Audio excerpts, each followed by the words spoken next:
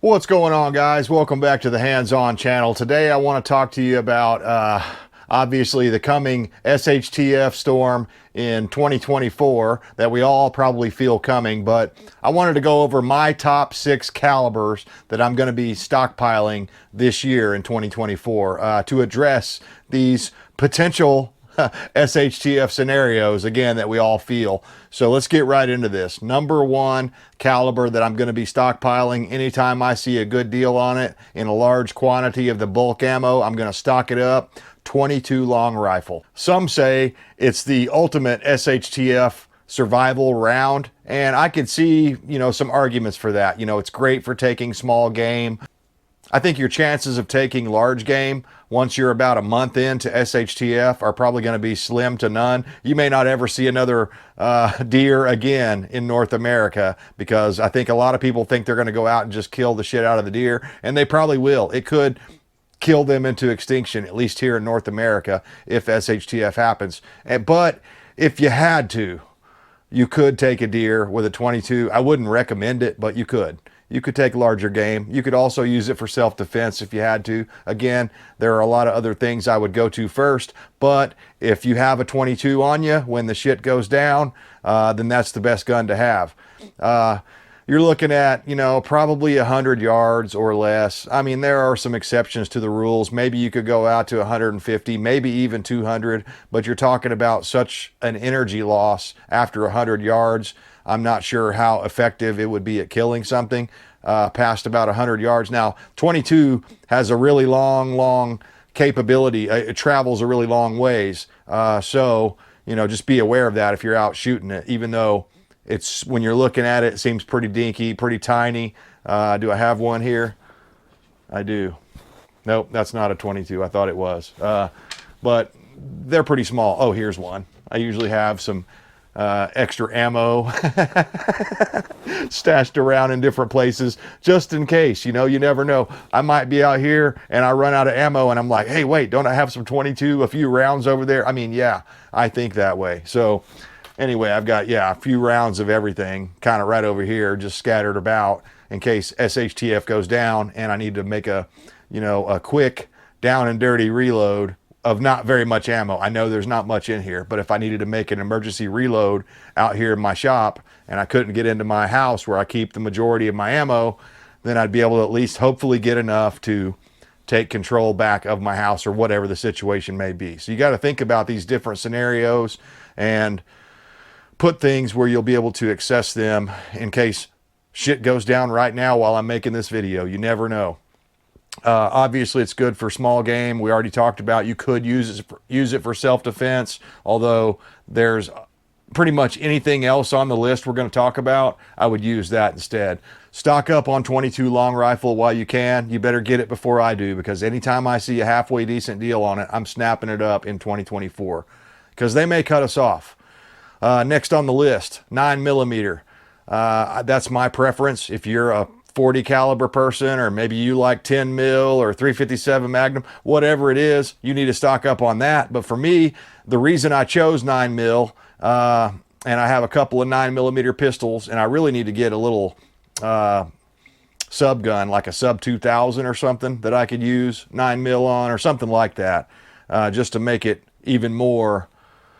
I really like it when I have multiple guns that can shoot the same caliber. So that's a big turn on to me. I really dig that. And one thing I like about the sub 2000 is it takes Glock magazines. So that's another overlap, win-win, interchangeability. I love that sort of stuff. So that's what I'm going to be looking for in the future. If I was going to buy another gun, it'd probably be some sort of a sub 2000 type 9mm, short barrel rifle. Pistol caliber rifle. I like that. But anyway, 9mm is obviously for up close and personal. I think of 9mm inside of structures, inside of buildings, stuff like that, where you need to be able to get small and get close to yourself and go around corners and stuff, where a rifle would be a dead giveaway, or a shotgun would be a dead giveaway, because you have to stick that long barrel around the corner first before you go around. You know, it gives the bad guy an opportunity to be able to grab the gun and use that as leverage to get it out of your hands, where with a smaller, you know, self-defense pistol, you can hold that up close to your chest. So that's what I'm looking for. I'm going to be stocking up on a lot more 9mm. And another reason that I chose to go with the 9mm, not only back in the day when I first got into 9mm, it was super cheap. It's not so cheap anymore, but it's still the cheapest pistol caliber that's not .22 pistol, right? It's the cheapest realistic self-defense round, in my opinion. And it's also a NATO round. So that means all around the world, all the NATO countries are mass producing 9mm. And especially here in the United States, there are still so many police officers that run 9mm. It's ubiquitous. It's just like .22. Everybody that's into guns is probably going to have .22 and 9mm. So let's move on to the next one. 12 gauge. They're also probably going to have 12 gauge. Part of the reason that I picked these is not because, oh, all the popular kids picked them. No, it's because once all the popular kids start dying off, there's going to be parts around. There's going to be ammo around. There's going to be stuff like that that are going to be a lot more interchangeable if you have a popular caliber. And I don't know if NATO is actually if 12 gauge is actually a NATO round or not. It seems like it might be. I know I've gotten some military labeled 12 gauge buckshot before in the past. So that might also be a NATO round. I'm not 100% sure on that. But anyway, 12 gauge or 20 gauge, if that's what you're into, I can understand.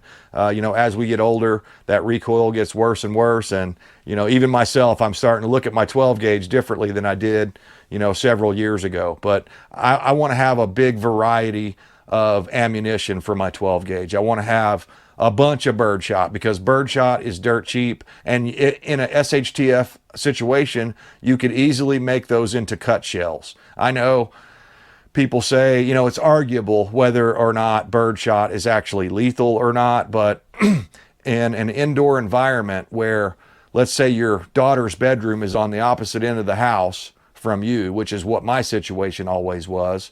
When she was living in our house, she was on the opposite end of the house down a hallway. So if I had to engage a bad guy that was going down toward her bedroom and I had slug or I had double-aught buck or something like that, then there's a chance that I miss and actually shoot my own daughter when I'm trying to protect her, right? Which is not what any parent wants to do. So I would run mine with a couple of rounds of birdshot up front, you know, one in the chamber of birdshot and then another one of birdshot.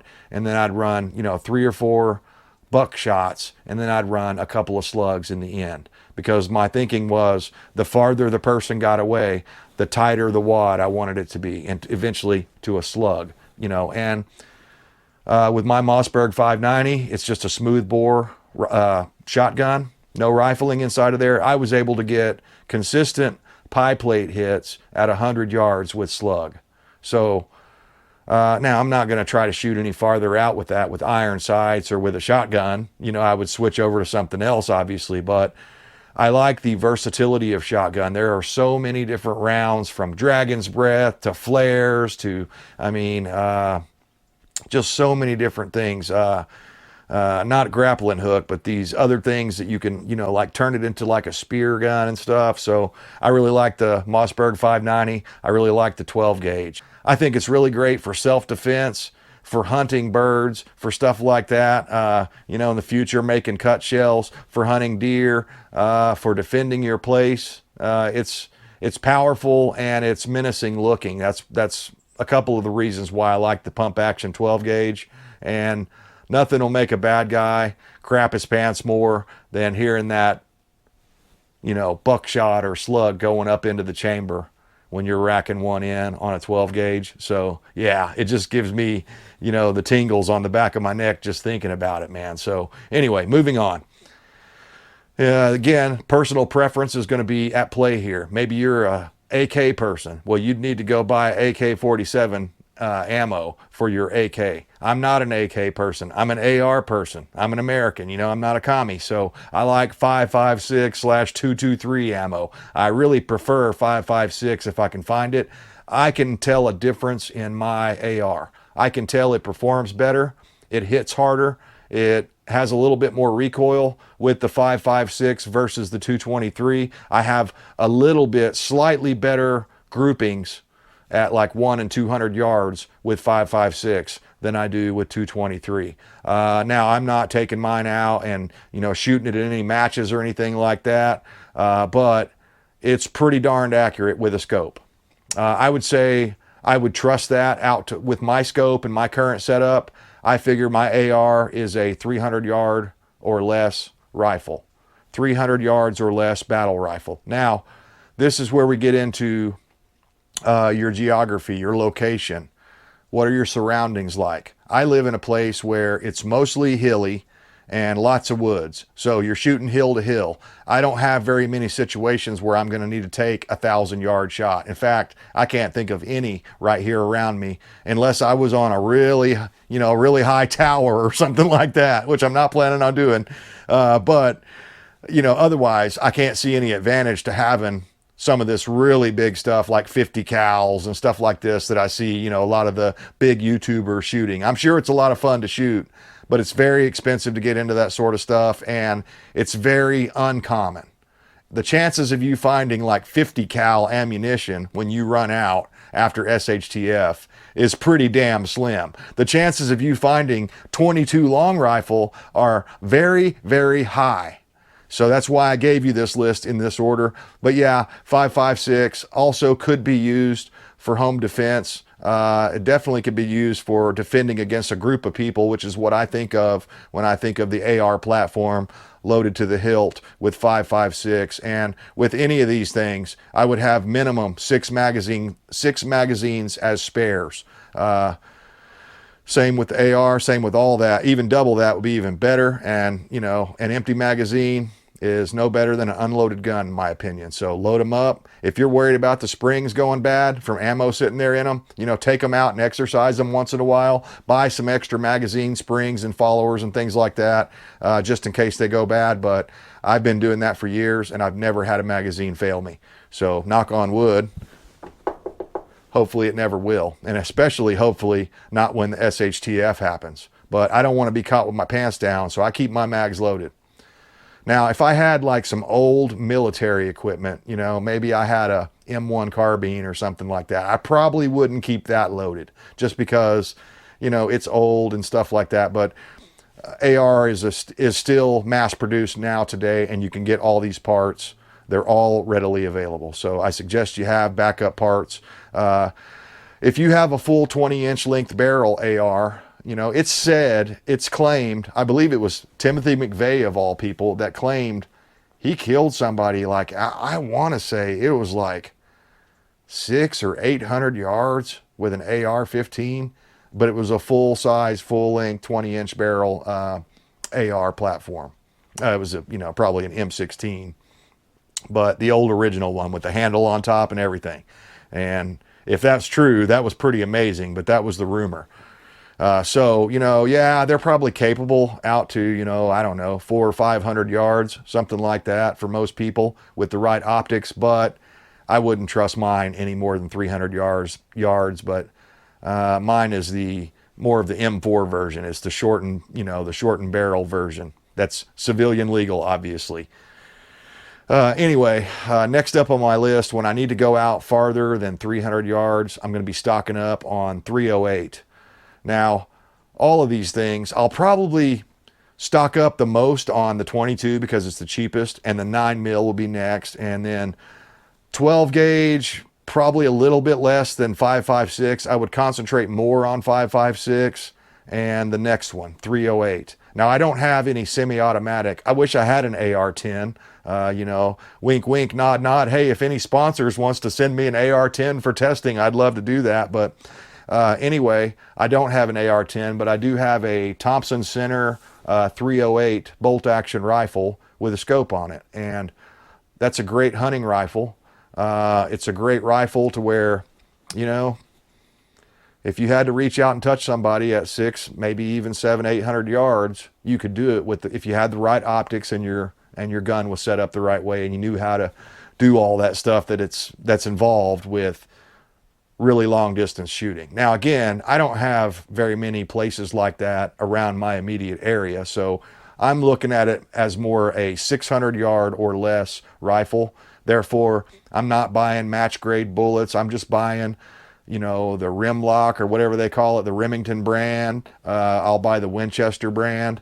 Although here recently, on some advice from my father-in-law, I've started trying to buy consistently the same brand. No matter what brand I started with, I'm trying to buy the same brand so that when I get set up in the future for reloading these rounds, and I'm not going to reload all of them, like I'll probably never reload 9mm or 22 because I don't think it's worth it, or 12 gauge because I'm not set up for it. But I could see myself reloading 5.56 and 308 and the last one we're going to talk about here. But until I get to that point, I'm just using factory loads, and my 308 is accurate enough. Let's put it that way. It was sold, the rifle was sold as 1-inch MOA at 100 yards, I believe, and I believe that's true. From my testing on it, it's pretty damned accurate, even with the cheap factory ammo. And so I'm going to be stocking up on that. But again, I'm not going to be buying like, you know, thousands of rounds of it. I'm just going to be buying it, you know, 40, 60 at a time, whatever I can afford, 80 at a time, whatever I can afford whenever I happen to see it and I'm out and about at Walmart or Academy, or if I see a smoking deal on it online or something like that. But I want to try to get the same type, the same brand. So if I go with Remington, it's going to be all Remington, because when you get into reloading, the differences in the brass can be significant enough that it can change the pressures and change the way it's going to perform with the same amount of powder, the same amount of load, the same amount, you know, the overall length of the cartridges and case and stuff like that. So just the thickness of them will also determine how many times you're going to be able to reload those things. So there's some differences in the brass, and I didn't realize that, but he was telling me that. So I'm going to pay attention to that and start separating by manufacturer. Last one on my list here, and this is sort of a bonus, but it's very applicable to my area. It's been said that more deer in the United States have been killed with .30-30 than any other round. And I tend to agree with that. There are so many of those 1894 Winchester lever actions out there, and you know, Stevens, and you know, I'm trying to think of the other one. It's on the tip of my brain, but I'm not getting it. But there's several different manufacturers of those lever action 30-30s, and even a few bolt actions. So I'm really excited about that. I actually have a bolt action that I need to buy a scope for, but it's the 30-30. Now, 30-30 is only good for about 150 yards. But one of the reasons it made my list is because, again, it's kind of ubiquitous with American deer hunters. Almost all of them are going to have a 30-30. So when it's getting hard to find anything else, because it's all so popular still, 30-30 might be one of those rounds that other people might leave behind. Is say you went into a place that had already been ransacked, but they got all the other stuff we've already talked about.